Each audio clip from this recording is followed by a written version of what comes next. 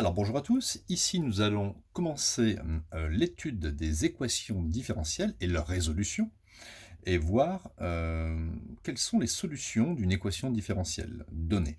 Alors on a ici une équation, d'accord, différentielle parce qu'on a y, c'est-à-dire une fonction, et sa dérivée qui sont présentes dans la même équation.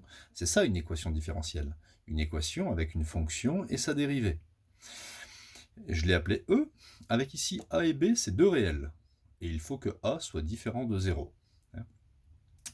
Nous allons montrer que les solutions de cette équation différentielle sont les fonctions f de x est égal à k exponentielle ax moins b sur a, avec k un nombre réel. Donc apparemment, les solutions de cette équation seraient des fonctions exponentielles. Comment on va faire pour montrer que f est une solution de cette équation? Eh bien, pour cela, il faut que f' de x soit parfaitement égal à petit a multiplié par f de x plus b. En fait, je remplace y c'est f de x et y' c'est f'. Il faut que ça marche. Alors pour l'instant, je ne le sais pas, donc je vais les comparer. D'accord? Je vais mettre un trait séparatif et je vais calculer tranquillement déjà cette chose. Je vais calculer ici f' de x, et ça devrait être la même chose.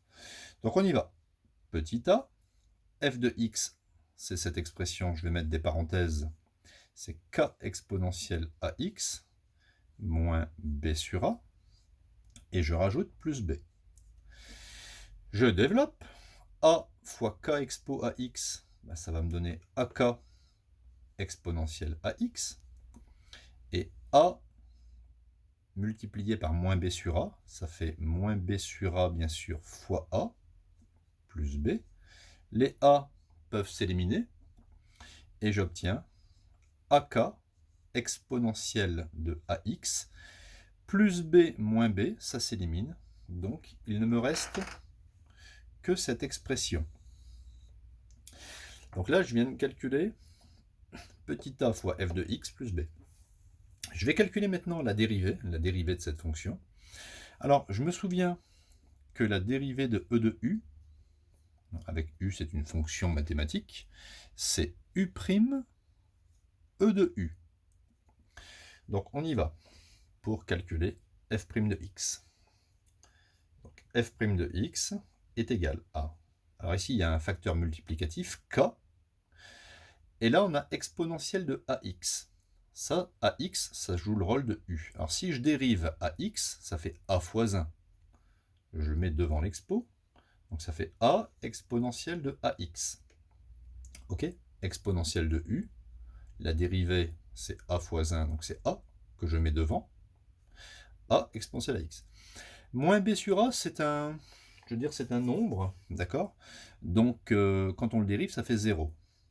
Plus 0. Conclusion, f' de x est égal à ka exponentielle ax.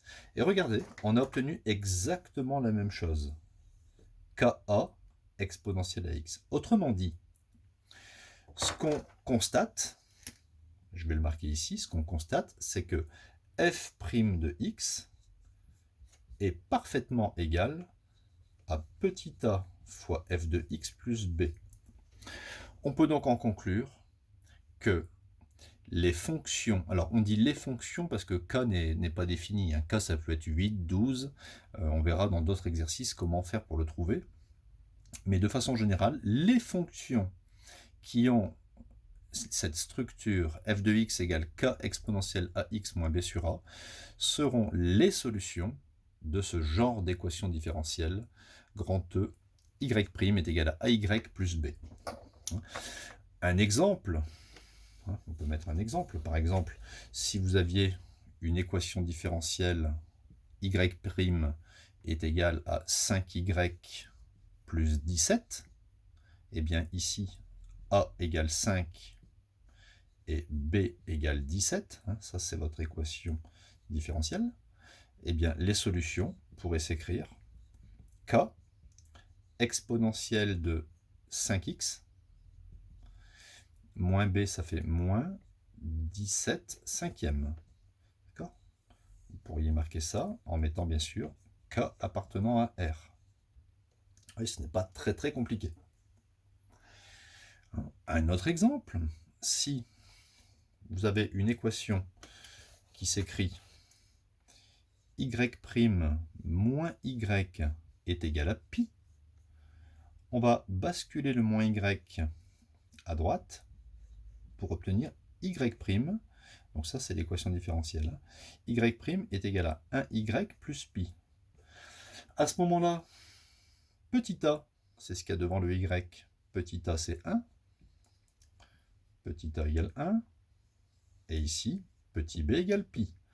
Donc, les solutions de cette équation différentielle seront les fonctions f de x est égal à k exponentielle petit ax, c'est-à-dire 1x, moins b moins pi divisé par 1. Donc le pi divisé par 1, je ne le mets pas. Et en précisant bien sûr que k appartient à R. Donc voilà. Il y aura bien sûr beaucoup d'autres vidéos liées aux équations différentielles qui sont beaucoup représentées dans le domaine des sciences physiques, quand il s'agit par exemple de courbes de refroidissement d'un corps ou d'élévation de température d'un corps, mais ça peut intervenir aussi en acoustique, en mécanique des fluides, c'est très très très vaste, en électricité aussi.